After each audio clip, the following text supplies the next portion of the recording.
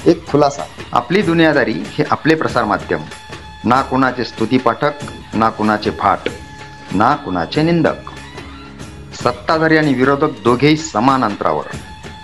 जो कर्तव्याशी प्रतारणा करील त्यांच्या विरुद्ध हा सारा प्रपंच. वर्ण, जात, लिंग, धर्म, पंथ कुठलाच भेद नाही, द्वेष नाही, असूया नाही की आत्मीयता.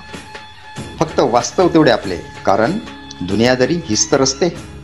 नाशिक शहरात पोलीस आयुक्तालयामार्फत आयोजित सार्वजनिक गणेशोत्सव 2024च्या पारितोषिक वितरण सोहळ्याचा आज गंगापूर रोड येथील पोलीस आयुक्त कार्यालयात उत्साहात समारोप झाला.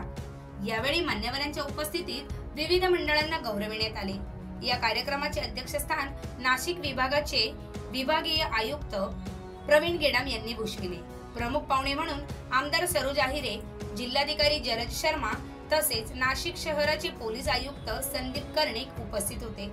सार्वजनिक गणेशोत्सव 2024 मध्ये आदर्श कामगिरी करणाऱ्या मंडळांना सन्मानचिन्ह आणि प्रशस्तीपत्र देऊन गौरविण्यात आले. परीक्षक समिती सदस्यांचाही विशेष सन्मान करण्यात आला. परिमंडळ 1 मधील विजेते प्रथम क्रमांक सरदार चौक मित्रमंडळ पंचवटी, द्वितीय राजे छत्रपती मित्रमंडळ भद्रकाली, तृतीय विघ्नकर्ता मित्रमंडळ पंचवटी, उत्तेजनार्थ न्यू स्फूर्ती लोणार लेन युवक मित्रमंडळ व सार्वजनिक वाचनालय टिळकपर.